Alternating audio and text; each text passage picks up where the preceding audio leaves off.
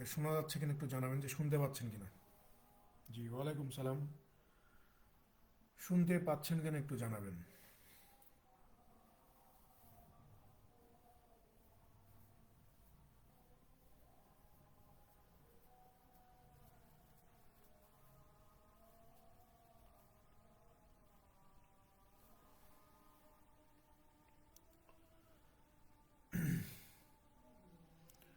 শোনা যাচ্ছে। Okay, fine.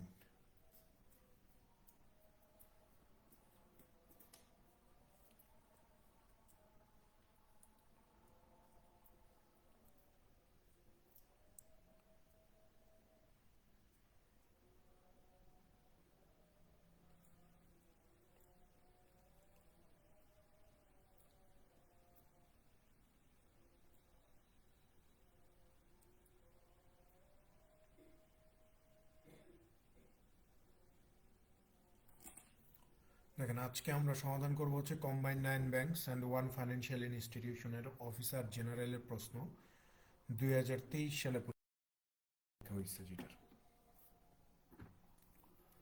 এখানে এখানে 20টার মতো প্রশ্ন আছে।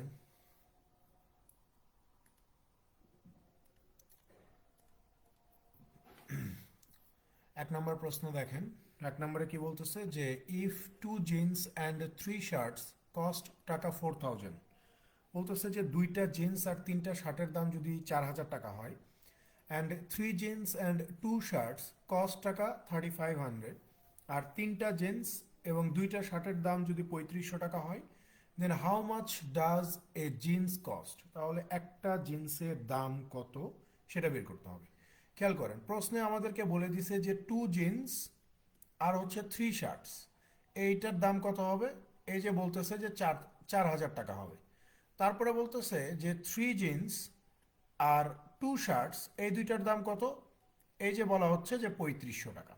যেহেতু আমাকে বের করতে হবে যে জিন্সের দামটা কত, ঠিক আছে, জিন্সের দাম যেহেতু বের করব, সো আমরা এই শার্ট ক্যান্সেল আউট করব। সো এটাকে যদি আমরা 1 নম্বর সমীকরণ ধরি, এইটাকে যদি আমরা 2 নম্বর সমীকরণ ধরি, এবং আমরা যদি বলি যে এই 1 নম্বর সমীকরণকে 2 দ্বারা এবং এই 2 নম্বর সমীকরণকে 3 দ্বারা গুণ করে দেই, তাহলে মূলত আমরা এই শার্টগুলো ক্যান্সেল আউট করতে পারবো। ঠিক আছে, তো দেখেন আমরা যদি গুণ করে দেই তাহলে কত হবে।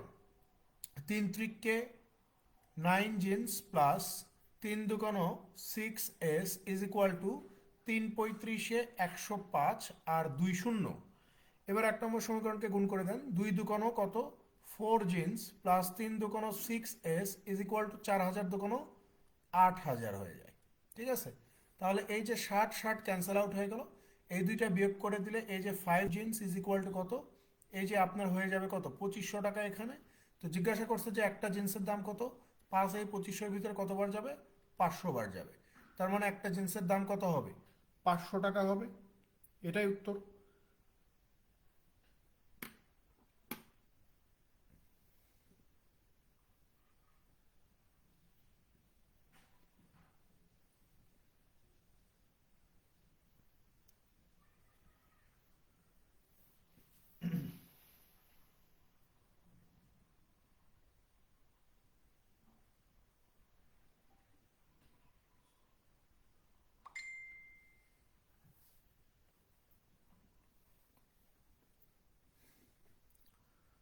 পরেরটাতে চলে যান। 2 নম্বর। 2 নম্বরে কি বলতেছে যে if x equal to y equal to 2z and x y z is equal to 256, then x equal to what. মানে এখান থেকে আমাকে এক্স এর মান বের করা লাগবে। খেয়াল করেন, তো এক্স সমান সমান যেহেতু ওয়াই লেখা আছে, তার মানে আমি বলতে পারি যে ওয়াই সমান সমান কত হবে, এক্সই হবে। এটা আমরা ক্লিয়ার হইলাম। কিন্তু আমাকে জেটের মান বের করতে হবে। সো এক্স সমান সমান যেহেতু এখানে 2z বলা আছে, তো আমরা চাইলে এই জেটের মানটা এক্স এর সাপেক্ষে বের করতে পারি। যে জেটের মানটা কত হবে, এই যে এক্স নিচে 2, তাহলে এক্স এর মান খেয়াল করে দেখেন, এক্স এর মান এক্সই থাকলো, ওয়াই এর মান কত, ওয়াই এর মানও হচ্ছে এক্স, জেড এর মান কত, আপনি বলবেন যে এক্স বাই 2। তাহলে এই তিনটা গুণ করে দিলে কত হয়ে যাবে, এই যে প্রশ্নে বলে দিচ্ছে যে 256 হবে। তাহলে এই যে 256, তাহলে x cube is equal to 256 দোকানে হচ্ছে 512। তাই না? এখন 512কে খেয়াল করে দেখেন, 8-এর ওপরে যদি কিউব করেন, ঠিক আছে, তাহলে 8-এর ওপরে কিউব করলে 512 হয়, কারণ 8 8 64, 64-র সাথে 8 গুণ করলে 512 পাওয়া যায়। তার মানে আমরা এই যে 512কে 8 বেজে লিখতে পারি, যে 8-এর উপরে পাওয়ার কিউব। আর আমরা তো সবাই জানি যে ভাই পাওয়ার আর পাওয়ার যদি মিলে যায় তাহলে বেজ দুইটা সমান হয়ে যাবে, তাহলে এখানে বেজ এক্স, এখানে বেজ কত 8। তো প্রশ্ন আমাকে এটাই জিজ্ঞাসা করছে যে এক্স এর ভ্যালুটা বের করো, সো এক্স এর ভ্যালু হচ্ছে 8 হয়ে যাবে।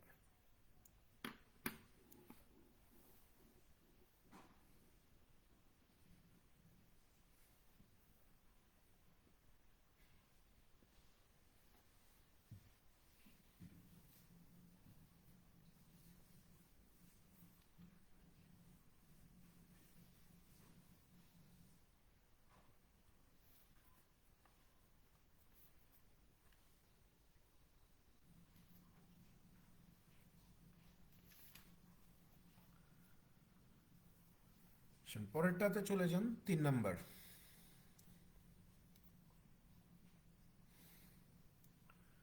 দেখেন তিনে কি বলা হচ্ছে যে 1/3 of Ratan's investment in national savings certificate is equal to 1/2 of his investment in FDR. If he has টাকা 1,50,000 as total investment, how much he invested in savings certificate? বলতেছে যে রতন নামের একটা লোক এই যে ন্যাশনাল সেভিং সার্টিফিকেটে যত টাকা বিনিয়োগ করছে তার অর্ধেক, ঠিক আছে, তার 1/3। তাহলে এই যে সেভিং সার্টিফিকেটে কত টাকা বিনিয়োগ করছে আমরা জানি না, ধরে নিচ্ছি যে এইভাবে বলি তাহলে বুঝতে সুবিধা হবে, যে এই যে সেভিংস সার্টিফিকেট, এখানে ধরে নেন যে এক্স টাকা বিনিয়োগ করছে, আর এফডিআর এ বিনিয়োগ করছে ধরে নেন যে ওয়াই টাকা বিনিয়োগ করছে। তো সেভিং সার্টিফিকেটে যত টাকা বিনিয়োগ করছে তার 1/3, অর্থাৎ এই এক্স এর 1/3 সমান সমান এফডিআর এ যত টাকা বিনিয়োগ করছে তার অর্ধেকের সমান। তো এফডিআর এ কত টাকা বিনিয়োগ করছে, এই যে ওয়াই টাকা, তাহলে ওয়াই এর অর্ধেক কত, এই যে y/2। ঠিক আছে, সো এটাকে যদি আমরা ক্যালকুলেশন করি তাহলে আমরা পাবো x/3 ডিভাইডেড y/2, তাই না? তাহলে আমরা বলতে পারবো যে 2x is equal two 3y। তাহলে এখান থেকে আমরা চাইলে x এবং y এর মানটা বের করতে পারি, যে x এবং y এর মান কত, 3:2। এখন প্রশ্নে আমাদেরকে বলা হচ্ছে যে ভাই এই যে সেভিং সার্টিফিকেটে x টাকা আর এফডিআর এ যে y টাকা বিনিয়োগ করছে, এই টোটাল টাকার পরিমাণ কত, এই যে বলা আছে যে 1.5 লক্ষ টাকা। 1.5 লক্ষ টাকা। তাহলে আমরা এক্স এর মান জানি 3, ওয়াই এর মান জানি 2, তাহলে 3 আর 2 যোগ করলে আমাদের এখানে কত পাওয়ার কথা, 1.5 লক্ষ পাওয়ার কথা। তাহলে 3 2 5, 5 সমান সমান যদি এই যে আমার 1.5 লক্ষ টাকা হয়, তাহলে 1 সমান সমান কত হবে, আপনি বলবেন যে ভাইয়া 30,000 টাকা হবে। তো জিজ্ঞাসা করছে যে সেভিং সার্টিফিকেটে আপনি কত টাকা জমা রাখছেন, আমরা বলছিলাম যে এক্স টাকা, এই এক্স এর ভ্যালু কত, 3। তাহলে 1-এর মান যদি 30,000 হয়, তাহলে 3-এর মান কত হয়ে যাবে, 3 3-এ 90,000 টাকা হয়ে যাবে। ঠিক আছে, 90,000।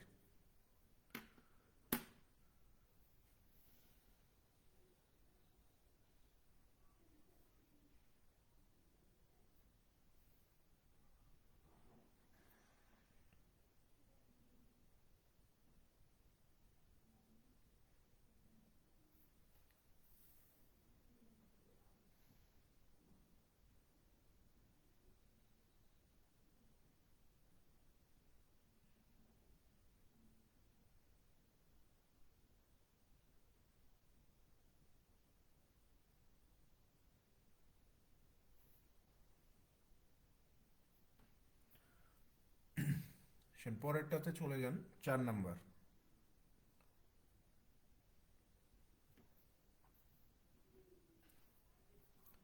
4 নম্বরে কি বলা হচ্ছে যে a man bought some eggs of which 10% are rotten. বলতেছে যে একজন মানুষ কিছু ডিম কিনছে যার 10% হচ্ছে পচা বা নষ্ট। He gives 80% of the reminder to his neighbours. বলতেছে অবশিষ্ট যা থাকে তার 80% সে তার প্রতিবেশীকে দিয়ে দিবে। Now he is left out with 36 eggs। প্রতিবেশীকে দেওয়ার পরে তার কাছে 36টা ডিম অবশিষ্ট আছে। হাউ মেনি এগস হি বট, তাহলে সে কতগুলো ডিম কিনেছিল। তাহলে আপনি ধরেই নেন যে ওই মানুষটা 100টা ডিম কিনছে। 100টা ডিমের মধ্যে পচা কয়টা, এই যে 10টা ডিম হচ্ছে পচা। তাহলে বাকি থাকে কতগুলা? 100টার মধ্যে 10টা পচা যদি হয় তাহলে বাকি থাকবে হচ্ছে 90টা। সে তার প্রতিবেশীকে কত দিবে? এই যে বাদ বাকি যে 90 আছে, এই 90-এর 80%। সো 90-এর 80% কত? 72। তাহলে বাকি থাকে কয়টা? আপনি বলবেন যে 90টা ছিল, 72টা যদি প্রতিবেশীকে দেয় তাহলে এখনো বাকি আছে 18টা। সো আমাদের স্ক্রিনে যেইটাকে আমরা দেখতে পাচ্ছি যে 18টা, প্রশ্নে বলতেছে যে তার কাছে অবশিষ্ট থাকবে কয়টা? 36টা। তাহলে আমরা বলতে পারি যে এই 18 সমান সমান যদি 36 হয়, 1 সমান সমান 2 হবে। জিজ্ঞাসা করছে কয়টা ডিম কিনছে, আমরা ধরে নিছি 100টা। তাহলে 100-র মান কত? এই যে 2 1 200। অপশন সি উত্তর।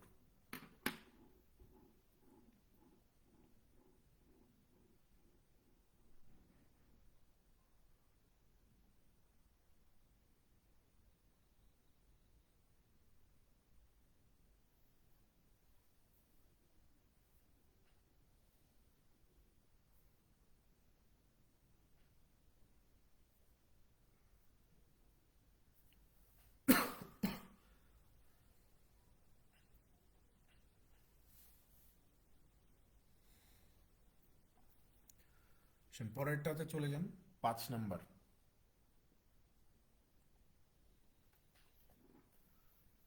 দেখেন 5-এ কি বলা হচ্ছে যে the sum of the squares of three numbers is 138, while the sum of their products taken two at a time is 131. Their sum is what? বলতেছে যে ভাই তিনটা সংখ্যার বর্গের যোগফল 138, দুটি করে সংখ্যা নিয়ে গুণ করলে তাদের যোগফল হবে 131। সংখ্যাগুলোর যোগফল কত এটা বের করেন। আমরা ধরে নিচ্ছি যে তিনটা সংখ্যা হচ্ছে এবিসি। তো প্রথমে যেটা বলতেছে যে এই তিনটা সংখ্যার যে বর্গ, এই তিনটা সংখ্যার বর্গের যোগফল কত? এই যে 138। এবং এই তিনটা সংখ্যার প্রত্যেকটাকে দুইবার করে নিয়ে গুণ করলে যে গুণফলের যোগফলটা পাওয়া যাবে সেটা কত? 131। অর্থাৎ এই যে আমরা যদি বলি যে এ বি, বিসি এবং সিএ, এইভাবে গুণ করে যোগ করলে আমরা কত পাবো? 131 পাবো। দেখেন ক্লাস 8 9 10 আমরা এগুলো করে আসছি, আপনাদের এই সূত্রটা মনে আছে কিনা জানি না। আমরা একটা সূত্র জানতাম যে এ plus B plus C whole square সমান সমান কত হবে? এই যে square plus B square plus C square plus 2 into এই যে A B plus BC plus CA. ঠিক আছে? তো আমাদেরকে বের করতে হবে যে এই তিনটা সংখ্যার সমষ্টি কত। তাহলে আমরা বলতে পারি যে ভাইয়া A plus B plus C whole square is equal to square plus B square plus C স্কোয়ারের মান আমাদের জানা আছে 138, plus 2 into A B BC C এর মানও আমাদের জানা আছে কত? 131। তাহলে আমরা লিখতে পারি যে A B C square is equal to 262, 70, 300, 400 হয়ে যায় এখানে 400।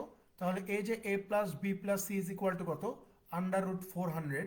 তাহলে এই যে এ plus B plus C is equal to কত হবে? 20 হবে। এই যে উত্তর হচ্ছে 20। যে আমার তিনটা সংখ্যা হচ্ছে এবিসি এবং এই তিনটা সংখ্যার যে সমষ্টি বা যোগফল সেটা আমার কত? 20 হয়ে যাবে।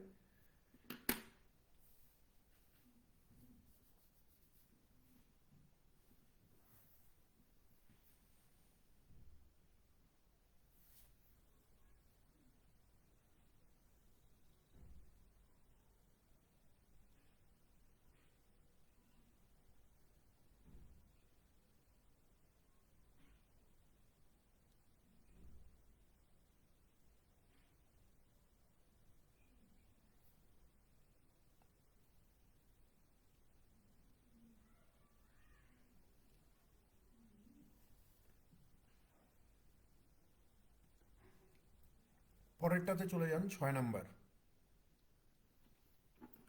দেখেন 6 কি বলা হচ্ছে যে the sum of the ages of father and son is 80 years. বলা হচ্ছে যে পিতা এবং পুত্রের বর্তমান বয়সের সমষ্টি হচ্ছে 80 বছর।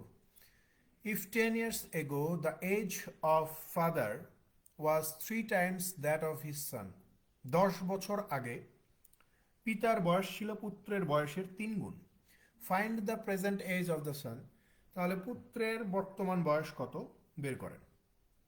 সিম্পল হিসাব, বর্তমানে বাবা ছেলের বয়সের সমষ্টি কত? 80 বছর, এটা হচ্ছে বর্তমানে। আমি যদি বলি যে 10 বছর আগে কত ছিল, বাবা এবং ছেলের বয়সের সমষ্টি 10 বছর আগে কত ছিল, আপনি বলবেন যে 80 বিয়োগ বাবার 10 পিছনে নিয়ে গেলাম, ছেলের 10 পিছনে নিয়ে গেলাম। তাহলে 10 বছর আগে বাবা এবং ছেলের বয়সের সমষ্টি কত ছিল? 60 বছর ছিল। প্রশ্নে বলতেছে যে 10 বছর আগে ছেলের বয়স যা ছিল বাবার বয়স ছিল তার 3 গুণ। তো আমি ধরেই নিচ্ছি যে 10 বছর আগে ছেলের বয়স ছিল 1, বাবার বয়স ছিল কত? 3। তাহলে 10 বছর আগে বাবা ছেলের বয়সের সমষ্টি কত? আপনি বলবেন যে 3 আর 1 4। আমাদের এখানে যেটা 4, প্রশ্নে আমরা দেখতে পাচ্ছি যে 10 বছর আগে বাবা ছেলের বয়সের সমষ্টি কত? 60। তাহলে 4 সমান সমান যদি 60 হয়, 1 সমান সমান কত? 15। তার মানে 10 বছর আগে ছেলের বয়স কত ছিল? 15 বছর ছিল। জিজ্ঞাসা করছে যে বর্তমান বয়স কত। সো 10 বছর থেকে যদি আমি সামনে আসি, বর্তমানে আসি, তাহলে 15-এর সাথে 10 যোগ করলেই উত্তর পেয়ে যাব যে 25 বছর হচ্ছে ছেলের বর্তমান বয়স। Option B will be the right answer.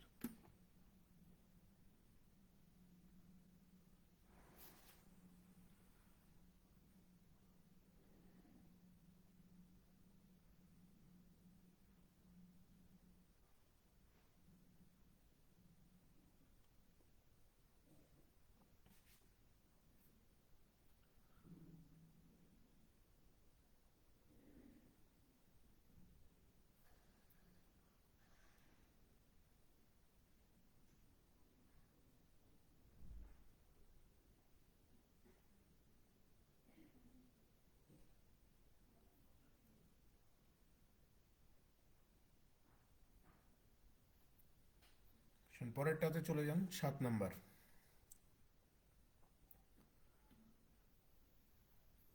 দেখেন সাথে কি বলা হচ্ছে যে the monthly incomes of two persons are in the ratio of 4:5 and their monthly expenditure are in the ratio of 7:9. If each saves টাকা 50 per month, find their monthly income.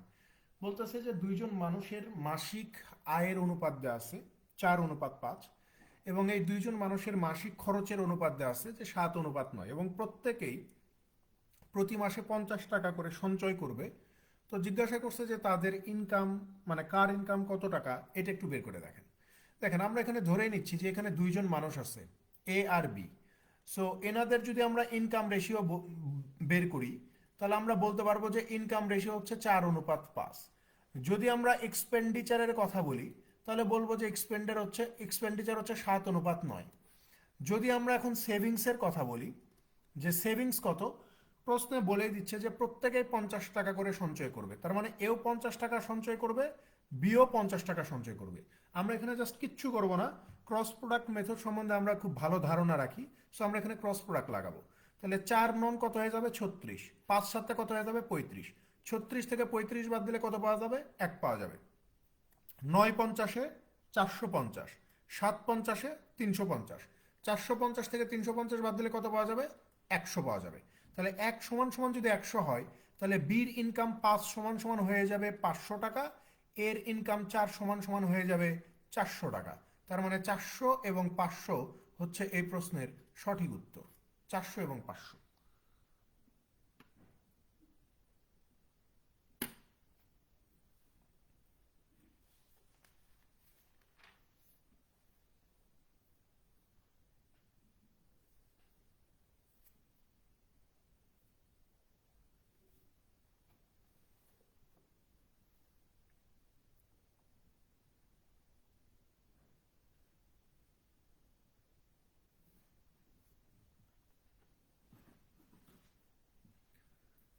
পরেরটাতে চলে যান, 8 number. 8-এ কি বলা হচ্ছে যে simple interest on a certain some at the rate of 4.5% per annum for 4 years and 6 years differs by 216. The sum is what? বলতেছে যে কিছু নির্দিষ্ট পরিমাণ মূলধন 4.5% হার সরল সুদে 4 বছরে যত টাকা সুদ পাওয়া যাবে, এবং 4.5% হার সরল সুদে 6 বছরে যে সুদ পাওয়া যাবে, এই দুইটা সুদের পার্থক্য হচ্ছে 216 টাকা। তো জিজ্ঞাসা করছে যে আপনার মূলধন কত, বের করেন। সো আমি ধরেই নিচ্ছি যে আমার মূলধন হচ্ছে 100 টাকা। মূলধন যদি 100 টাকা হয়, তাহলে এই যে 4.5%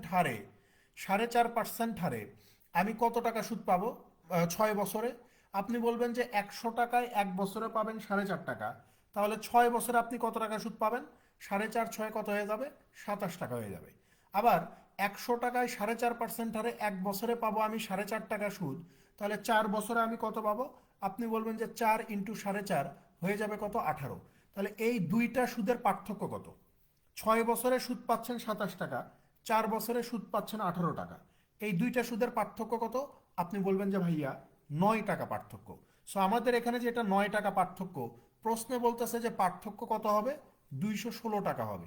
সো 9 পার্ট 216 হইলে 1 পার্ট কত হবে? 24 হবে। জিজ্ঞাসা করছে যে প্রিন্সিপাল কত? প্রিন্সিপাল আমরা ধরে নিছি 100 টাকা। তাহলে 100 সমান সমান কত? 24 একে 24 আর দুইটা শূন্য, এই যে 2400 টাকা।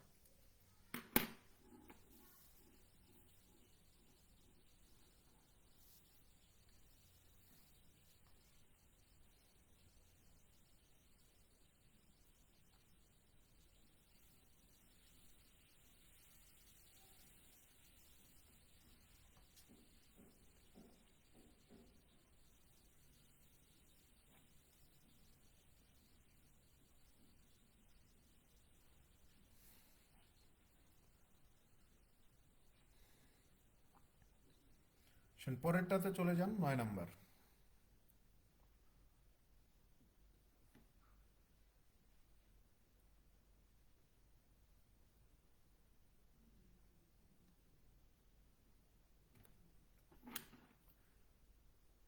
দেখেন 9 কি বলা হচ্ছে যে if the product of 3 consecutive integers is 210, then the sum of the integer is, বলতেছে যে তিনটি ধারাবাহিক সংখ্যার গুণফল 210 হলে তাদের যোগফল কত? তিনটা ধারাবাহিক সংখ্যা আছে, ধরে নেন যে এ একটা, বি একটা, সি একটা। এই তিনটা ধারাবাহিক সংখ্যা, এদের গুণ করলে আমরা 210 পাবো। প্রশ্নে জিজ্ঞাসা করছে যে তাহলে এ প্লাস বি প্লাস সি সমান সমান কত, এটা বের করো। দেখেন এই টাইপের ম্যাথের আগেও আমরা করে আসছি। এখানে আপনি যদি মানে আপনাকে এমন সংখ্যাগুলোর কথাই বলবে যেই সংখ্যাগুলো সম্বন্ধে আপনি স্পষ্ট ধারণা রাখেন, ঠিক আছে? এমন কোনো কঠিন সংখ্যা দিবে না যে যেটা সম্বন্ধে আপনার কোনো ধারণা নাই। মূল কথা হচ্ছে সিঙ্গেল ডিজিট গুণ করলে 210 পাওয়া যাবে, এমন তিনটা ধারাবাহিক সংখ্যা কি আছে। সো যাদের সংখ্যা নিয়ে ভালো ধারণা আছে তারা 1 সেকেন্ডে বলে দিবে যে ভাই 5 6 7 হবে, 5 6 30, 30 সাথে 210, ঠিক আছে? 5 6 7 তিনটা ধারাবাহিক সংখ্যা, এই তিনটা গুণ করলে 210 পাওয়া যাবে। তাহলে যোগ করলে কত পাওয়া যাবে?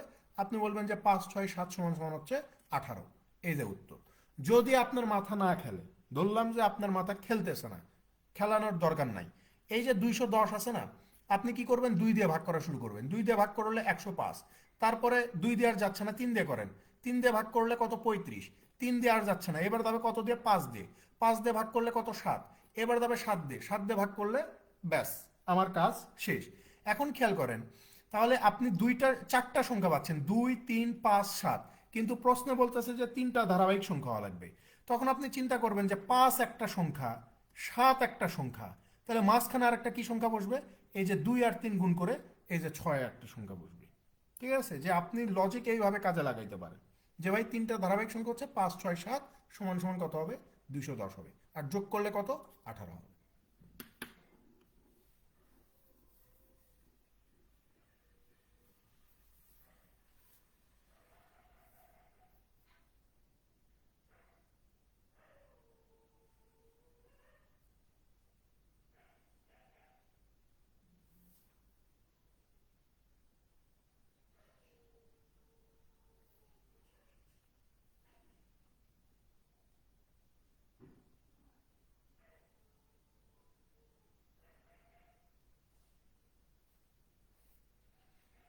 পরেরটাতে চলে যান, 10 নাম্বার। দেখেন 10-এ কি বলা হচ্ছে যে in a right triangle the length of one of the legs is 3 and the length of the hypotenuse is 5, what is the length of the other leg? দেখেন পিথাগোরিয়ান ট্রিপলেট আমাদের মনে রাখা উচিত। পিথাগোরিয়ান একটা ট্রিপলেট হচ্ছে 3 4 5। So এইটা যদি আপনি জানেন, মানে পিথাগোরিয়ান যে কমন ট্রিপলেটগুলো এগুলো যদি মাথায় থাকে, এই প্রশ্ন দেখার সাথে আপনি বলতে পারবেন যে একটা যদি 3 হয়, একটা যদি 5 হয়, তার মানে আরেকটা কত হবে? 4 হয়ে যাবে। ঠিক আছে? ধরলাম যে আপনি এগুলার কিচ্ছু জানেন না, জানার দরকার নাই। দেখেন পিথাগোরাসের সূত্র অনুযায়ী আমরা কি জানি যে লম্ব স্কোয়ার যোগ ভূমি স্কোয়ার সমান সমান কি? অতিভুজ স্কোয়ার। সো এখানে ধরে নেন যে লম্ব হচ্ছে আপনার 3, তাহলে 3 স্কোয়ার, বেসটাই ধরে নেন যে আপনি জানেন না বেস কত, ঠিক আছে, আর হাইপোটেনিয়াস তো দেওয়া আছে 5, তাহলে বি স্কোয়ার সমান সমান কত হবে, 5 5 25 বিয়োগ 3 3 9, তাহলে b square is equal to হয়ে যাবে 16, তাহলে বি সমান সমান কত হবে √16, তাহলে বি ইজ ইকুয়াল টু কত 4, তার মানে আরেকটা বাহুর দৈর্ঘ্য কত হবে 4 হবে।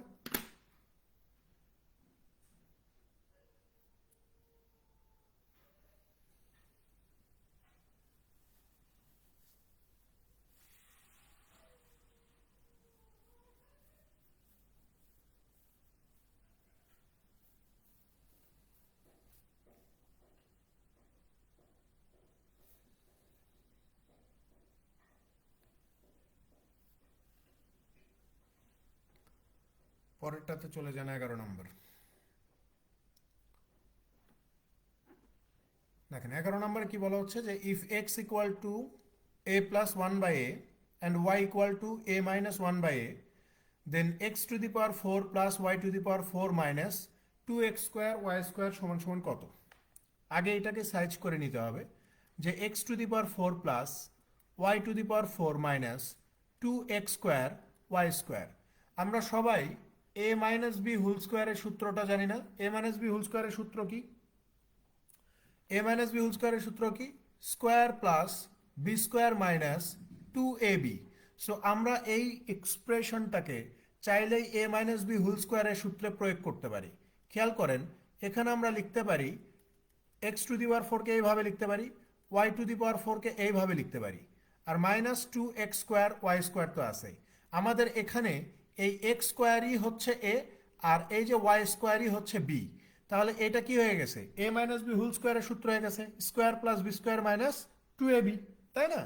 তাহলে আমরা বলতে পারি যে এটা যেহেতু এ মাইনাস বি হোল স্কোয়ারের সূত্র হয়ে গেছে, তাহলে আমরা এভাবে লিখতে পারি যে এ মানে হচ্ছে এখানে এক্স স্কোয়ার, বি মানে হচ্ছে এখানে ওয়াই স্কোয়ার, তাহলে এ মাইনাস বি হোল স্কোয়ার, তাই না? এ মাইনাস বি হোল স্কোয়ার, অর্থাৎ এইটার উপরে আরেকটা স্কোয়ার বসে যাবে, ঠিক আছে, এইটার উপরে আরেকটা স্কোয়ার বসে যাবে, এখানে সেকেন্ড ব্র্যাকেটটা আমরা না দিই, তাহলে এ মাইনাস বি হোল স্কোয়ার হয়ে গেল। এখন খেয়াল করেন এ মাইনাস বি হোল স্কোয়ার তো হয়েছেই, শিট কারেন্ট চলে গেছে ভাই।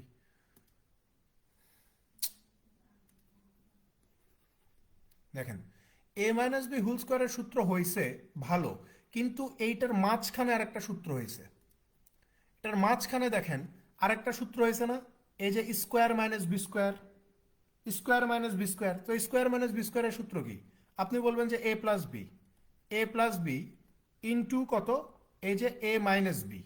এখন আপনি এইটার ওপরে আবার এই যে এই স্কোয়ারটা দিয়ে দেন, কারণ এইটা তো এ মাইনাস বি হোল স্কোয়ারের সূত্র ওকে, কিন্তু এই যে ফার্স্ট ব্র্যাকেটের মধ্যে আবার কি হয়ে গেছে স্কোয়ার মাইনাস বি স্কোয়ারের সূত্র হয়ে গেছে।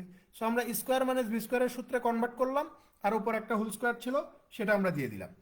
এখন আসেন, তার মানে এখন আমার দরকার কি এক্স প্লাস ওয়াই এর মান এবং এক্স মাইনাস ওয়াই এর মান।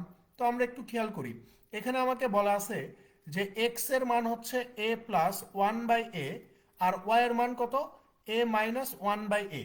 তাহলে এই যে ওয়ান বাই এ কেটে দিলে এক্স প্লাস ওয়াই এর মান কত আসে 2a আসে, তার মানে এক্স প্লাস ওয়াই এর মান কত 2a গুণন। এরপরে আসেন এক্স মাইনাস ওয়াই এর মান বের করা লাগবে, এক্স এর মান কত A plus one by A minus Y এর মান কত এই যে A minus one by A, তাই না? এখানে যেহেতু আমরা ইয়ে করে দিব মাইনাস আর মাইনাসে এখানে প্লাস হয়ে যাবে, যখন আমি যদি ব্র্যাকেটটাকে পরের লাইনে তুলি তাহলে বুঝতে সুবিধা হবে। A plus one by A minus এই যে মাইনাস মাইনাসে প্লাস ওয়ান বাই এ, ঠিক আছে, এ আর এ কেটে যাবে, তাহলে এখানে থাকবে কত one by A plus one by A থাকবে। তাহলে এখানে যদি আমরা এ কে কমন নেই তাহলে এখানে one plus one is equal to কত হবে 2/a হয়ে যাবে। অর্থাৎ এই যে x minus y, x minus Y এর মানটা কত 2/a, আপনি জাস্ট এখানে বসায় দেন 2/a। তাহলে এই যে এ আর এ কেটে যাবে, দুই দুগুণে কত হয়ে যাবে 4, 4-এর উপরে এই যে স্কোয়ার করলে কত হয়ে যাবে এই যে 16, তাহলে উত্তর কোনটা হবে এই যে 16 উত্তর হয়ে যাবে।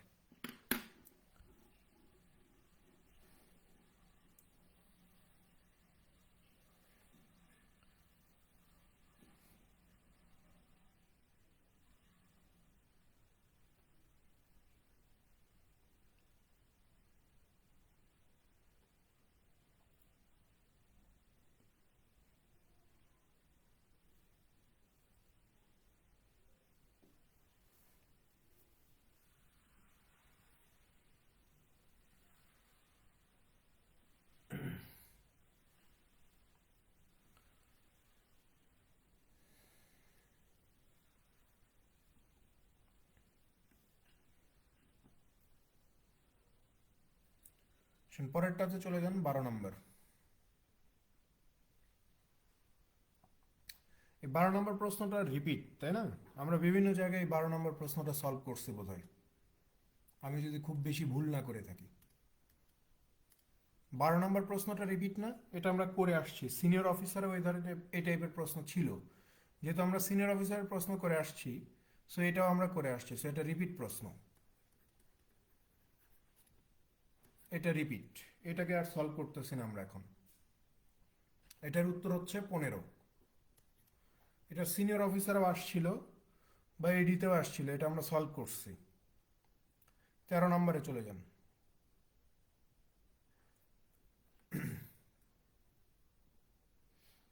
দেখেন 13তে কি বলা হচ্ছে যে এ worker is hired for 7 days, মানে একজন শ্রমিককে আপনি 7 দিনের জন্য ভাড়া করছেন। Each day he is paid 10 টাকা more than what he is paid for the preceding day one work. The total amount he was paid in the first 4 days of work equaled the total amount he was paid in the last 3 days. What was his starting pay? বলতেছে যে একজন শ্রমিককে আপনি 7 দিনের জন্য ভাড়া করছেন, তো সেই শ্রমিকের বেতন আগের দিনের চেয়ে, আগের দিনে যত টাকা বেতন পাবে পরের দিনে তার বেতন 10 টাকা করে বৃদ্ধি হবে। ঠিক আছে, আগের দিনে যত টাকা বেতন পাবে, আজকে যদি 10 টাকা পায় কালকে 20 টাকা, তারপরের দিন 30 টাকা, তারপরের দিন 40 টাকা, তারপরের দিন 50 টাকা, অর্থাৎ একদিন পর মানে প্রত্যেক দিন তার বেতন 10 টাকা করে বৃদ্ধি পাবে। তো এখানে বলা হচ্ছে যে তার প্রথম 4 দিনের পারিশ্রমিক সমান শেষ 3 দিনের পারিশ্রমিক। তাহলে শুরুতে সে কত টাকা বেতন পেয়েছিল এটা বের করতে হবে। তো আমরা ধরেই নিচ্ছি যে প্রথম দিন যদি এক্স টাকা বেতন পায়, পরের দিন পাবে 10 টাকা বেশি x+10, তারপরের দিন আরও 10 টাকা বেশি x+20, তারপরের দিন আরও 10 টাকা বেশি অর্থাৎ x+30। ঠিক আছে, তো এই যে প্রথম 4 দিনের বেতন সমান সমান শেষ 3 দিনের বেতন, তাহলে শেষ 3 দিনে কত পাবে? পরের দিন আরও 10 টাকা বেশি অর্থাৎ x+40, তারপরের দিন আরও 10 টাকা বেশি x+50, তারপরে আরও 10 টাকা বেশি অর্থাৎ x+60। ঠিক আছে, তাহলে এখানে কত হবে? এই যে 4x+10 30 30 60, আর এখানে কত? এই যে দেখেন 3x+40 90 60 150। তো 4x থেকে 3x বাদ দিলে শুধু x পাওয়া যাবে, 150 থেকে 60 বাদ দিলে 90 পাওয়া যাবে। সো সঠিক উত্তর হচ্ছে 90। যে এই যে প্রথম দিনে সে x টাকা বেতন পেয়েছিল, এই x এর মান কত? 90 টাকা।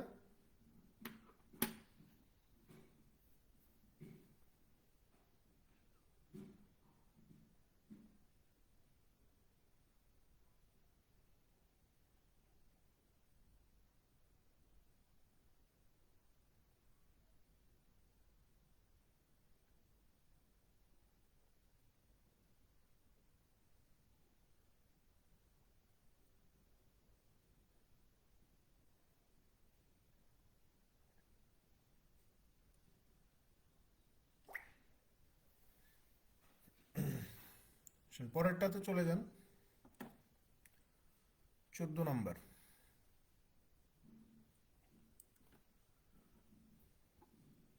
দেখেন 14তে কি বলতেছে যে the average daily wage of 10 workers is taka 400, if the lowest wage is taka 300, what is the possible maximum wage in taka? বলতেছে যে 10 জন শ্রমিকের দৈনিক গড় মজুরি হচ্ছে 400 টাকা, যদি সর্বনিম্ন মজুরি 300 টাকা হয় তাহলে সর্বোচ্চ মজুরি কত টাকা? কথা বুঝছেন? 10 জন শ্রমিক গড়ে যদি প্রতিদিন 400 টাকা করে স্যালারি পায়, তাহলে টোটাল স্যালারি কত? আপনি বলবেন যে ভাইয়া 4000 টাকা। তো প্রশ্নে বলে দিচ্ছে যে সর্বনিম্ন মজুরি কত? 300 টাকা, তাহলে সর্বোচ্চ মজুরি কত? আমরা এর আগে বোধহয় এই টাইপের অঙ্ক করছি কিনা আমি জানি না, যে সর্বোচ্চ মজুরি যদি বের করতে হয় এখানে আমাকে সর্বোচ্চ, তাহলে সর্বোচ্চ মজুরি বের করতে হলে এই 10 জনের মধ্য থেকে 9 জন, একজন ব্যতীত বাদ বাকি যে 9 জন থাকবে, এই 9 জনের মজুরি সর্বনিম্ন ধরতে হবে। এই 9 জনের মজুরি কি ধরতে হবে? সর্বনিম্ন। তো সর্বনিম্ন মজুরি যদি 300 করে হয়, তাহলে 9 জনের টোটাল মজুরি কত হবে? 3 নং 2700 টাকা হয়ে যাবে। তাহলে সর্বোচ্চ মজুরি অর্থাৎ ম্যাক্সিমাম মজুরিটা এখানে কত হবে? আপনি বলবেন যে 4000 থেকে 2700কে বাদ দিয়ে দেন, তাহলে উত্তর পেয়ে যাবেন 1300 টাকা। যে একজনের মজুরি সর্বোচ্চ হবে সেটার পরিমাণ কত? 1300 টাকা হবে। ঠিক আছে।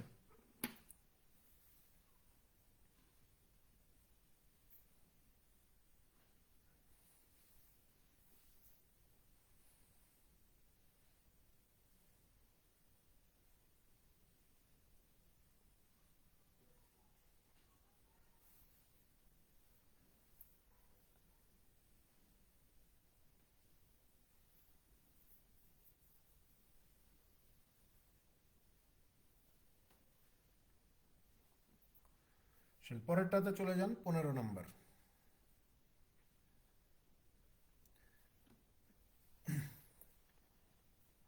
দেখেন, এই যে 15 নম্বর টাইপ ম্যাথ, এগুলোকে আসলে ম্যাথ বলা চলে না, এগুলো হচ্ছে মানসিক দক্ষতা টাইপের বিষয় আসে। এগুলা আপনারা বিসিএস পরীক্ষা যারা দেন তারা জানেন যে এগুলা বিসিএস পরীক্ষায় মানসিক দক্ষতাতে আসে। তো এইগুলা আমি প্রায় ক্লাসেই বলি যে এই যে বানরের অঙ্কগুলো, তারপরে হচ্ছে ঘড়ির অঙ্কগুলো, এইগুলা আপনারা ইউটিউবে বিভিন্ন ধরনের টেকনিক দেওয়া আছে। বিভিন্ন টেকনিক, এক এক জায়গায় এক এক রকম টেকনিক। যে কোনো একজন মানুষের, যে কোনো একজন শিক্ষকের আপনি টেকনিকটা ফলো করলে এই ধরনের প্রশ্ন দেখার সাথে আপনি উত্তর বের করে দিতে পারবেন। ঠিক আছে। ব্যাংকে সাধারণত এই ধরনের প্রশ্ন আসে না, যদি দেয় আপনি পেরে যাবেন। ইভেন এই টেকনিকগুলা বিভিন্ন বিসিএস এর মানসিক দক্ষতার বইয়েও আপনি এই টেকনিকগুলা পাবেন। যেমন এই প্রশ্নটা দেখেন, এখানে বলা হচ্ছে যে a monkey climbs a 12 metre high slippery pillar in his first minute he climbs 2 metres and in the next minute he slips 1 metre down. In this way how much time will he take to reach the top of the pillar. বলতেছে যে 12 metre লম্বা একটা পিলারে উঠবে একটা বানর। তো প্রথম মিনিটে সে যদি 2 মিটার ওঠে, পরের মিনিটে 1 মিটার নিচে নেমে আসে। তো বলতেছে যে ওই পিলারের চূড়ায় উঠতে ওই বানরের কত সময় লাগবে। ঠিক আছে, ওই বানরের কত সময় লাগবে। সো এই সময় বের করার জন্য যেটা মানে যেই টেকনিক আমরা ফলো করি, যে এই যে পিলারের যে দৈর্ঘ্যটা দেয়া থাকবে বা একটা খুঁটির যে দৈর্ঘ্য দেয়া থাকবে, সেই দৈর্ঘ্য থেকে আপনি বিয়োগ করে দিবেন কাকে? প্রথম মিনিটে যতটুকু ওপরে উঠবে তাকে। তাহলে প্রথম মিনিটে কতটুকু ওঠে? 2 মিটার। তাহলে 12 মিটার থেকে 2 মিটার বিয়োগ করে দিলেন। তারপরে যে কাজটা করতে হবে, যে প্রথম মিনিটে যতটুকু উঠবে, প্রথম মিনিটে যতটুকু উঠবে এখান থেকে বিয়োগ করে দিতে হবে দ্বিতীয় মিনিটে যতটুকু নামবে। দ্বিতীয় মিনিটে কতটুকু নামে? এই যে 1 মিটার নামে। এইটা করার পরে এর সাথে আপনাকে কি করতে হবে? গুণন 2 যোগ 1 দিলে আপনার কাজ শেষ। 12 থেকে 2 বিয়োগ করলে 10, 2 থেকে 1 বিয়োগ করলে 1, গুণন 2 যোগ 1, তাহলে হচ্ছে দশককে 10 গুণন 2 যোগ 1, 10 দুগুণ 20 আর একে এই যে 21 মিনিট সময় লাগবে। ঠিক আছে, সিম্পল জিনিস। এগুলা বিভিন্ন জন বিভিন্ন ধরনের টেকনিক বিভিন্নভাবে বের করে, এগুলো শিখে নিয়ে ইউটিউবে আছে। ঠিক আছে, কারণ এগুলো ব্যাংকে খুব একটা আসে না, আসলেও এই যে টেকনিক আপনাকে ফলো করতে হবে। তাছাড়া ম্যানুয়ালি করতে গেলে আপনার সময় লাগবে। পিলারের দৈর্ঘ্য বিয়োগ প্রথম মিনিটে যতটুকু উঠবে, নিচে প্রথম মিনিটে যতটুকু ওঠে বিয়োগ দ্বিতীয় মিনিটে যতটুকু নামবে, ক্যালকুলেশন করে এর সাথে 2 গুণ করবেন আর 1 যোগ করে দিবেন, তাহলে কাজ শেষ।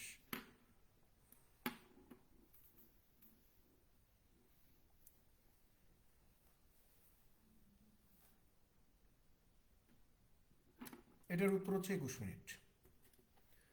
পরেরটাতে চলে যান, 16 নম্বর দেখেন। ওই যে দেখেন ঘড়ির অঙ্ক। ঘড়ির অঙ্কে কি বলতেছে যে a clock seen through a mirror shows 3:15। What is the correct time shown by the clock. বলতেছে এই যে এগুলা আমি কিছুক্ষণ আগে বলছি যে বিসিএস এগুলো আসে। এই যে দেখেন চলে আসছে, ব্যাংকেও চলে আসছে। বলতেছে যে আয়নার ভিতরে একটা ঘড়িতে দেখা যাচ্ছে যে 3:15 বাজে, মানে 3:15 বাজে। আয়নার ভিতরে আপনি দেখতে পাচ্ছেন যে ঘড়িতে 3:15 বাজে। তো জিজ্ঞাসা করছে যে মানে ঘড়িতে মানে আয়নার ভিতরে আপনি দেখতে পাচ্ছেন যে 3:15 বাজে, কিন্তু আসলে ঘড়িতে কত বাজে এটা আপনাকে বের করতে হবে। ঠিক আছে, আপনি যদি আয়নাতে দেখেন তাহলে দেখতে পাচ্ছেন যে 3:15 বা 3:15 বাজে। কিন্তু প্রশ্নে আমাকে জিজ্ঞাসা করতেছে আয়নাতে যে এটা 3:15 দেখাচ্ছে তোমার ঘড়িতে সেটা কত দেখাচ্ছে এটা বের করো।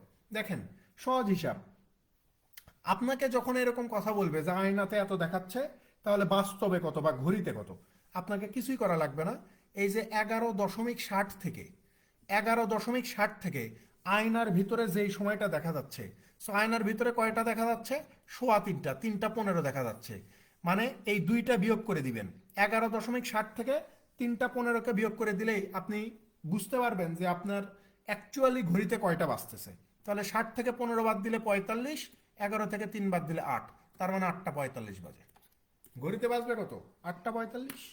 এগুলা টেকনিক আছে, ওই যে ইউটিউবে দেখে নিন, বা বিসিএস এর বইগুলো থাকলে বিসিএস এর বই থেকে দেখে নিন।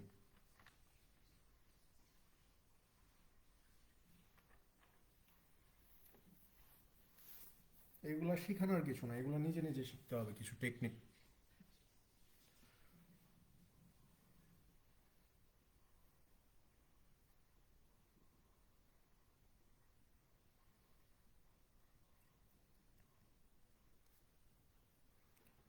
পরেরটাতে আসেন, 17 নম্বর।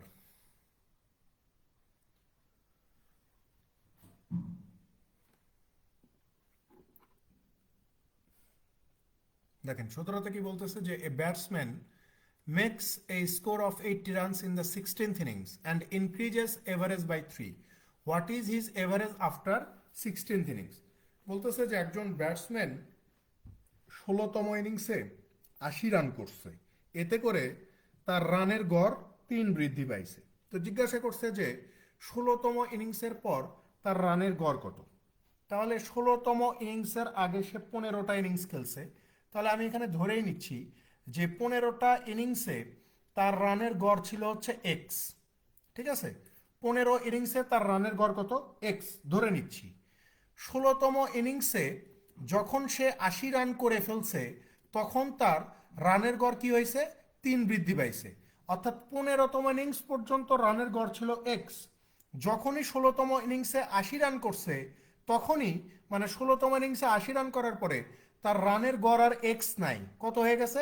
এক্সের চেয়ে 3 বেশি হয়ে গেছে। তাহলে 15টা ইনিংসের রানের গড় যদি এক্স হয় তাহলে সমষ্টি কত? আপনি বলবেন যে 15x। 16টা ইনিংসের রানের গড় যদি x+3 হয় তাহলে সমষ্টি কত? আপনি বলবেন যে 16 ইন্টু x+3 বা 16x+3 কত? 48।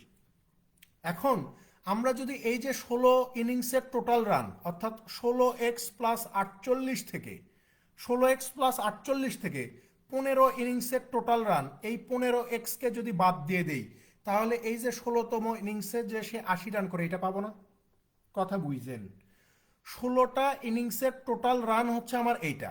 তো 16 ইনিংসের টোটাল রান থেকে যদি 15 ইনিংসের টোটাল রানকে আমি বিয়োগ করে দেই তাহলে 16তম ইনিংসে সে কত রান করছে এটা আমি বের করতে পারবো না? আপনি বলবেন যে হ্যাঁ বের করা যাবে। অর্থাৎ 16x+48 থেকে 15xকে বাদ দিলে আমরা কত পাবো? 80 পেয়ে যাচ্ছি। তাহলে 16x থেকে 15xকে বাদ দিলে x পাওয়া যাবে, 80 থেকে 48 বাদ দিলে এই যে 32 পাওয়া যাবে। আমাদেরকে কি জিজ্ঞাসা করছে যে 16তম ইনিংস পরে রানের গড় কত। তাহলে 16তম ইনিংসের পরে রানের গড় কত? x+3। এক্স এর মান যেহেতু 32, তাহলে 32-এর সাথে আর 3 যোগ করলেই আমরা পেয়ে যাব যে রানের গড় হচ্ছে আমার 35।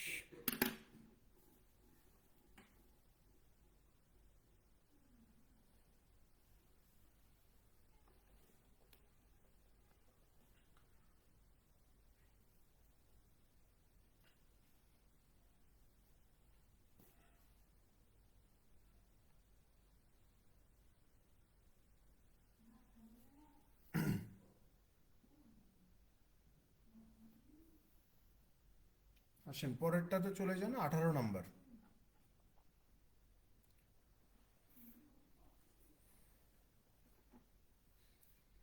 দেখেন 18 নম্বরে কি বলা হচ্ছে যে after filling the car's fuel tank a driver drove from P to Q and then to R. He used 2/5 of the fuel driving from P to Q.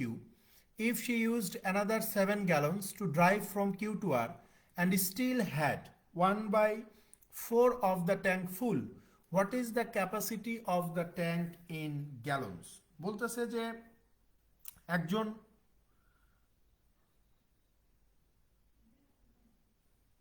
কারণ ওখানে জিজ্ঞাসা করছে যে 16তম ইনিংসের পরে রানের গড় কত।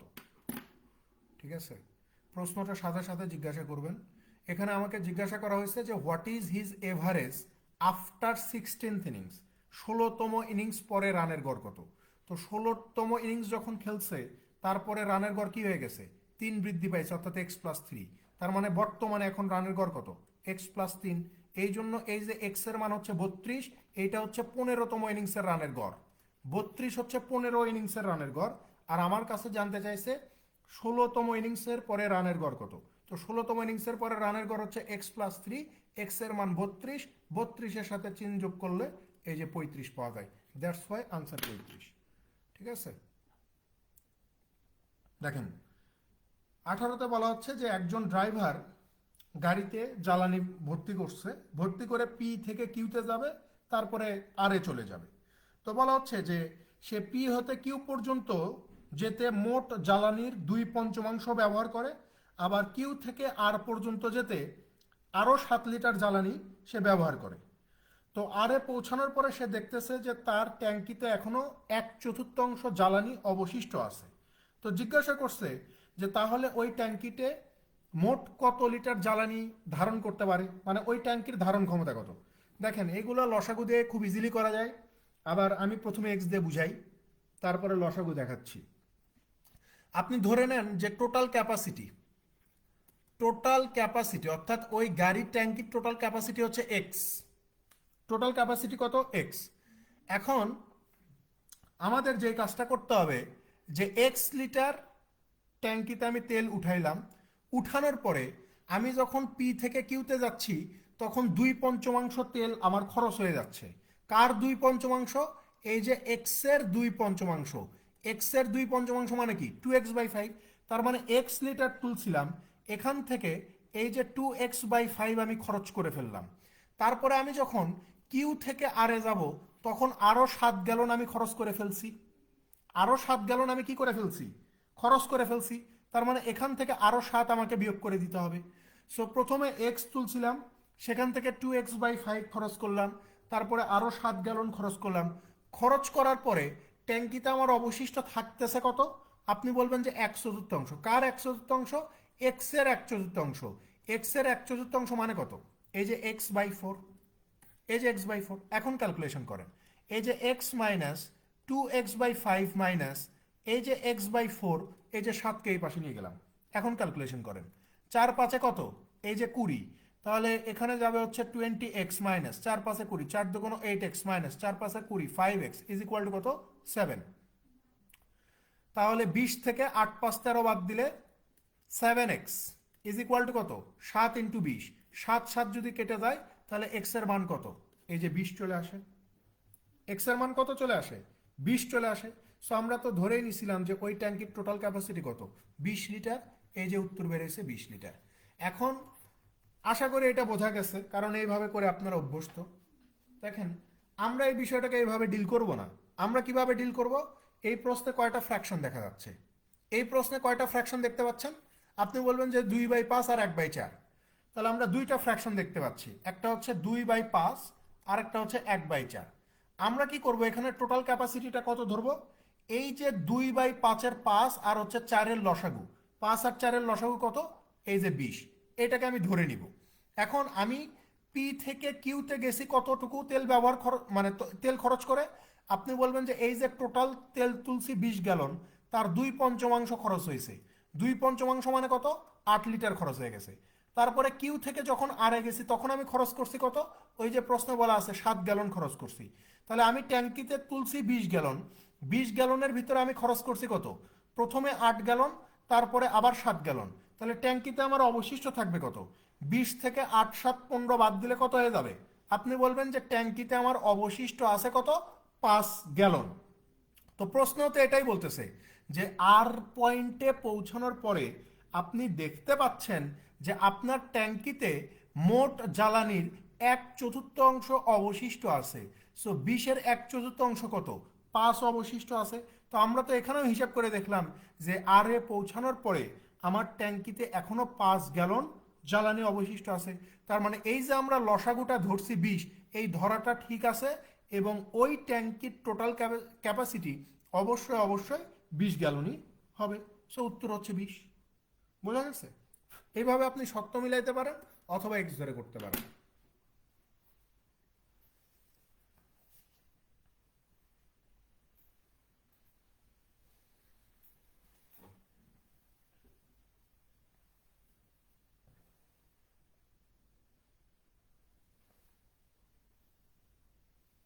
পরেরটাতে চলে যান।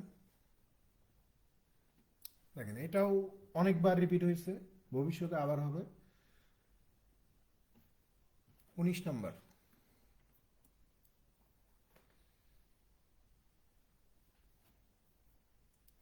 19-এ বলা হচ্ছে যে a merchant has 1000 kg of sugar, part of which he sells at 8% profit and the rest at 18% profit. He gains 14% on the whole.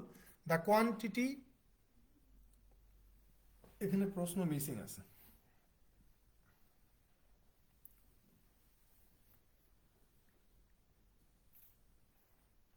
এখানে প্রশ্নটা মিসিং আছে, আমি লিখে দিচ্ছি। হ্যাঁ,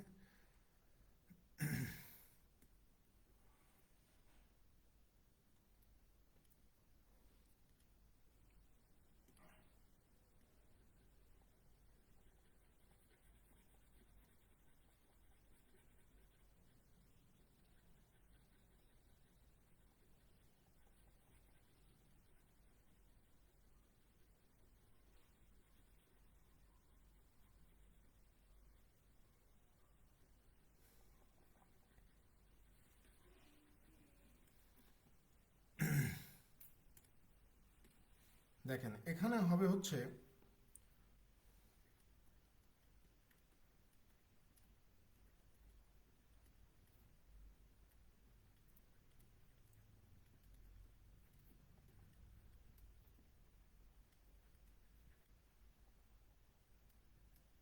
find the quantity of sugar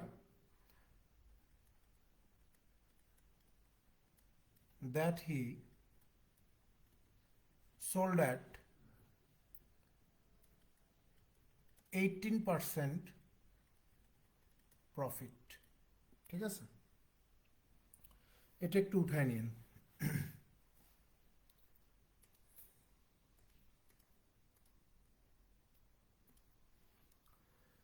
এখানে বলা হচ্ছে যে একজন ব্যবসায়ী 1000 কেজি, মানে একজন ব্যবসায়ীর কাছে 1000 কেজি চিনি আছে। সো এই 1000 কেজি চিনির কিছু অংশ সে 8% লাভে বিক্রি করবে, কিছু অংশ সে 18% লাভে বিক্রি করবে। ঠিক আছে, 1000 কেজি চিনি আছে যার কিছু অংশ 8% লাভে আর কিছু অংশ 18% লাভে বিক্রি করবে এবং মোটের ওপরে তার লাভের পরিমাণ কত হবে? 14% লাভ হবে। তো জিজ্ঞাসা করছে যে 18% লাভে সে কত কেজি চিনি বিক্রি করে, এটা দেখেন। 18% লাভে সে কত কেজি চিনি বিক্রি করে এটাই দেখাইতে হবে। সো আমি এখানে ধরেই নিচ্ছি যে সে 8% লাভে বিক্রি করে এক্স কেজি চিনি এবং 18% লাভে বিক্রি করে ওয়াই কেজি চিনি এবং এই এক্স আর ওয়াই এর সমষ্টি আমার কত? 1000 কেজি। এখন আমরা যদি রুল অফ অ্যালিগেশন প্রয়োগ করি যে 8% লাভ করতেছে এক্স কেজি চিনি বিক্রি করে, আবার 18% লাভ করতেছে ওয়াই কেজি চিনি বিক্রি করে, এবং মোটের উপরে যদি আমরা হিসাব করি তাহলে দেখা যাবে যে আমার 14% প্রফিট হয়েছে। সো 18 থেকে 14 বাদ দিলে কত পাওয়া যাবে? 6। 14 থেকে 8 বাদ দিলে কত? সরি, 18 থেকে 14 বাদ দিলে পাওয়া যাবে 4। 4 এবং 14 থেকে 8 বাদ দিলে পাওয়া যাবে কত? 6, তাই না? সো আমরা যদি এটাকে একটু ছোট করে লিখি, 2 দিয়ে ভাগ করে দিলে 2, 2 দিয়ে ভাগ করে দিলে 3। এখানে যে অনুপাতটা পাচ্ছি 2:3, এইটা মূলত এই যে এক্স এবং ওয়াই এর ভ্যালু। ঠিক আছে, এক্স এবং ওয়াই এর ভ্যালু, অর্থাৎ এক্স এর মান হচ্ছে 2 এবং ওয়াই এর মান হচ্ছে 3। এই দুইটা যোগ করে দিলে আমরা 1000 পাবো। তো 3 2 5, 5 পার্ট সমান সমান যদি 1000 হয় তাহলে 1 সমান সমান কত হবে? 200 হবে। তো জিজ্ঞাসা করছে যে 18% লাভে আমি কত কেজি চিনি বিক্রি করি। তো এখানে আমরা দেখতে পাচ্ছি যে ওয়াই কেজি বিক্রি করি, ওয়াই এর মান কত? 3। তাহলে 3 সমান সমান কত? এই যে 3 2 600 কেজি। এই 600 হচ্ছে এই প্রশ্নের সঠিক উত্তর, যে 600 কেজি চিনি বিক্রি করবে।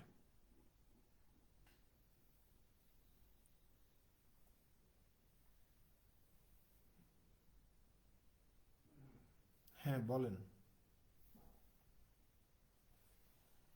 বলেন।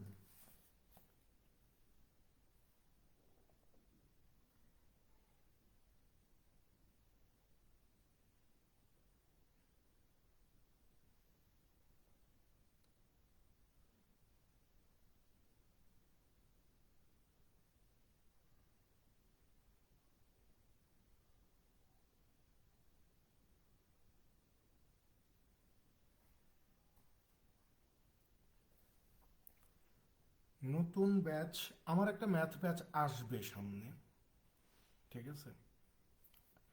আমার ম্যাথ ব্যাচ একটা আসবে, এটাতে আসলে মানে আপনারা জয়েন না করলেও হবে, বুঝতে পারছেন? মানে শুভ ভাই, আপনি আমার প্রত্যেকটা ব্যাচে আছেন, যেটা আমার মনে হয় না যে আপনার 400 কেজি কিভাবে হয়। এখানে তো দেখতে পাচ্ছেন যে এই যে 18% প্রফিট হচ্ছে, 18%-এর মান এখানে কত বের হয়েছে? 3 বের হয়েছে। তাহলে যদি 5 সমান সমান যদি 1000 কেজি হয়, 1 সমান সমান 200 হয়, তাহলে 3 সমান সমান 3 গুণন 200 করলে কত হবে? 3 দুগুণ 6 আর 2টা শূন্য, তাই না? 600 হচ্ছে, 400 হওয়ার তো কোনো প্রশ্ন নাই। যদি আমাকে বলতো যে 8% লাভে কতটুকু, তখন আমি বলতাম যে 8% লাভে 400। ব্যাচটা এবার একটু অন্যভাবে সাজাবো, মানে সাজাবো এইভাবে মানে লেকচার শিটগুলা পুরোপুরি এক থাকবে, বুঝতে পারছেন? লেকচার শিটগুলো আমার পুরো সেম থাকবে। এখনো এই ডিসিশন মানে একদম ইয়ে করিনি যে এইরকমই থাকবে, তবে মোটামুটি এইটাই হবে হয়তোবা। যে লেকচার শিটগুলো যেমন আপনারা 8 নাম্বার ব্যাচে যে ক্লাস করতেছেন, এডি 8 নাম্বার ব্যাচ, ওখানে যেই লেকচার শিট দিয়ে পড়াচ্ছি সেম লেকচার শিট দিয়ে পড়াবো। মাঝখানে কিছু জিনিস অ্যাড হবে। ধরেন যে মানে আর্টস ফ্যাকাল্টিকে যদি মানে ধরে নেন, কথার কথা জানি না তো, এখনো টেন্ডার হয় নাই যেহেতু, আমি জানি না যে টেন্ডার কে পাবে। সো ধরে নেন যে যদি টেন্ডার আর্টস ফ্যাকাল্টি পাইলো বা বিজনেস ফ্যাকাল্টি পাইলো, সো আমরা যে কাজটা করব বা আমি আমি ব্যক্তিগতভাবে যে কাজটা করতে যাচ্ছি, যে আর্টস ফ্যাকাল্টি পরীক্ষা নিলে বোর্ড বইয়ের কিছু প্রবলেমস আমি সমাধান করাবো, ঠিক আছে? যেমন ওদের পরিমিতি, তারপরে হচ্ছে বীজগণিতের কিছু ইয়ে আছে যেগুলো থেকে ডিরেক্ট কমন আসে 9-10-এর বই থেকে। ওই রকম কিছু সিলেক্টেড ম্যাথ হয়তো 12টা বা 13টা ক্লাস দিয়ে আমি ইয়ে করবো, মানে এক্সট্রা ওই 12টা বা 13টা ক্লাস ঢুকবে, ঠিক আছে? 12টা বা 13টা, ঠিক আছে? এটা প্রিলি রিটেন মানে বোথ, মানে ইয়ে করে আর কি, মানে প্রিলিও একসাথে শেখাবো, রিটেনটাও একসাথে শিখাই দেবো এই 12টা ক্লাসে। আবার ধরেন এটা হচ্ছে আপনার শুধুমাত্র আর্টস ফ্যাকাল্টির জন্য এই 12টা ক্লাস আমি দিব। আর নর্মালি যেই আপনারা 8 নাম্বার এডি ব্যাচে যে ক্লাসটা পাচ্ছেন, প্রায় 36টা 37টা যাই হোক না কেন, এই 36-37টা ক্লাসে যা যা পড়াচ্ছি ওইগুলাই পড়াবো। আর বিজনেস ফ্যাকাল্টি কিছু, যেমন এই যে আহ, লাইনের অঙ্ক দেয় না, লাইন মানে রেখার, ঠিক আছে? রেখার কিছু অঙ্ক দেয়, বা কিছু টাইপের ম্যাথ আছে একটু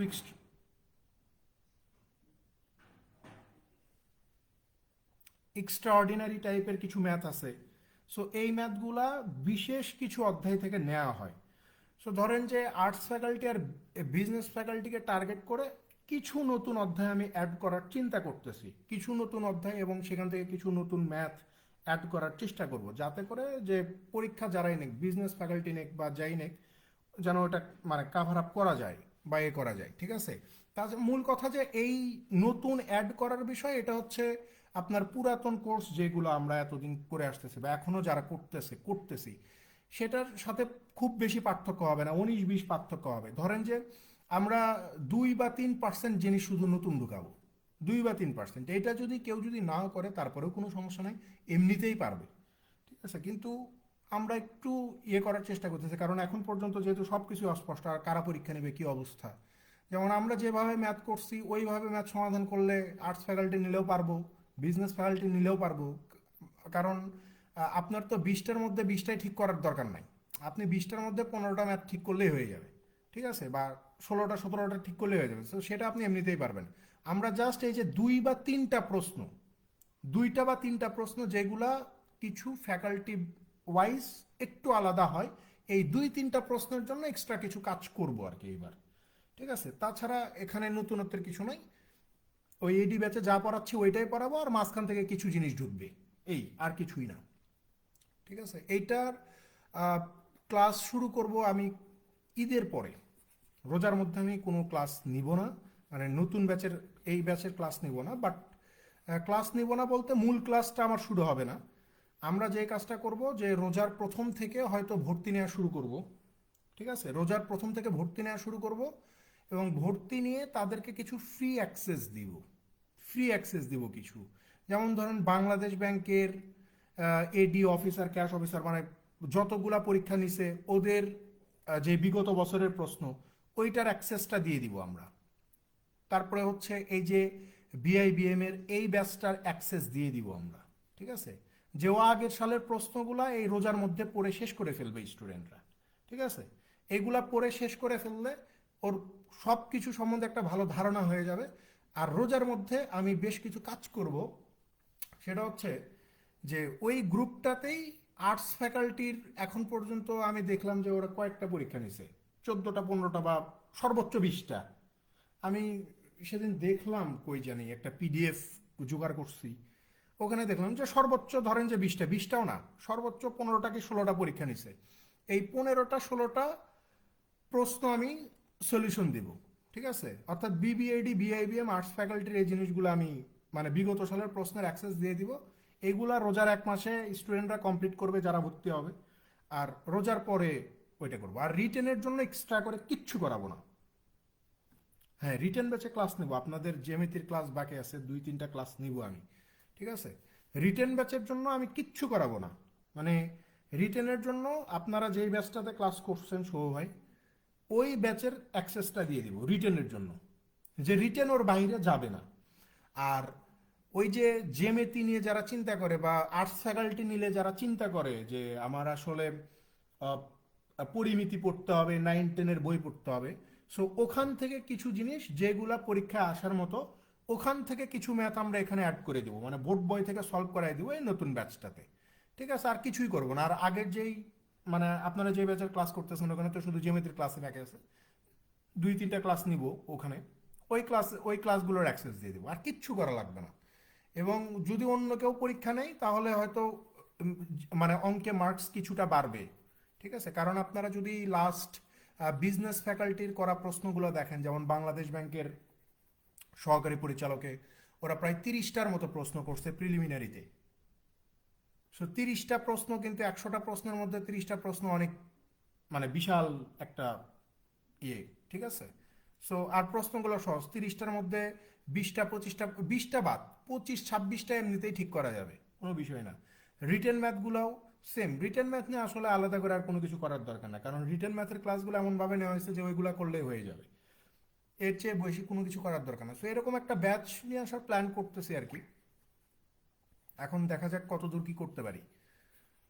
তবে ব্যাচ আসবে এটা শিওর, এবং ক্লাস শুরু হবে ঈদের পরে। রোজার মধ্যে শুধু এই যে রেকর্ড ক্লাসগুলো মানে এক্সট্রা যেগুলো ক্লাস দেবো, এগুলো স্টুডেন্টরা করে মোটামুটি ওই যে বিগত সালের প্রশ্নগুলো একটু সম্বন্ধে একটা ভালো একটা ধারণা পাবে, বা এগুলো করলে আমি কীরকম ক্লাস নিই বা আমার সঙ্গে কোপ আপ করতে পারবে পরবর্তীতে। সো আমি দ্রুত বেগে ছুটতে পারবো, আমি 3 মাস 4 মাসের মধ্যেই ওই ব্যাচটা তুলে দিতে পারবো। ঠিক আছে, সো এই হচ্ছে মোটামুটি এরকম নতুন ব্যাচ একটা আসতে পারে, মানে গণিতের শুধুমাত্র। ইংরেজির কি হবে আমি সঠিক জানি না, কারণ ইংরেজির বিষয়টা সুমন ভাই নতুন ব্যাচ নিয়ে আসবে কিনা আই ডোন্ট নো। দেখেন লাস্ট ম্যাথ দেখেন 20 নম্বর, এখানে বলা হচ্ছে যে the average weight of a b and c is 45 kg. বলতেছে যে এ বি এবং সি এই তিনজনের গড় ওজন যদি 45 করে হয়, তাহলে টোটাল ওজন কত হবে? এই যে 135 কেজি হয়ে যাবে। ঠিক আছে, তারপরে বলতেছে যে if the average weight of A and B is 40 kg, A এবং বি এই দুইজনের গড় ওজন যদি 40 হয়, তাহলে টোটাল ওজন কত? 40 × 80 kg. And that of b and c is 43 kg. B এবং সি এই দুইজনের গড় ওজন যদি 43 হয়, তাহলে টোটাল ওজন কত? 43 × 2 = 86 কেজি, তাই না?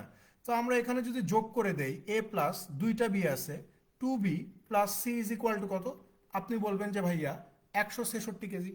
এখন এইটা থেকে এই যে আমরা বের করলাম যে এ plus 2b plus C is equal to 166, এখান থেকে যদি এই পোর্শনটাকে যদি আমরা বাদ দিয়ে দিই, অর্থাৎ এই যে এ plus B plus C is equal to কত, 135 কেজি, এইটাকে যদি বাদ দিয়ে দেই, A A C C cancel out হয়ে যাবে, 2b থেকে বি বাদ দিলে শুধু বি থাকবে, 166 থেকে 135 বাদ দিলে এই যে বির ওজন হয়ে যাবে কত, 31 কেজি।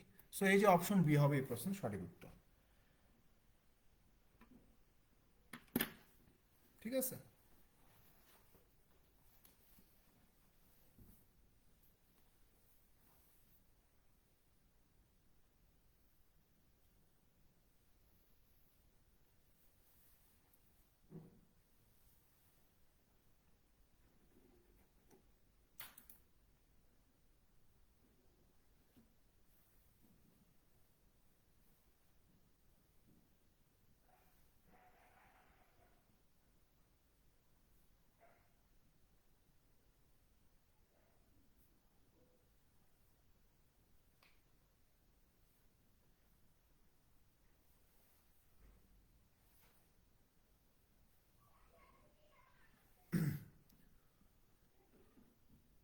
তো এই হচ্ছে আমাদের আজকের পড়াশোনা।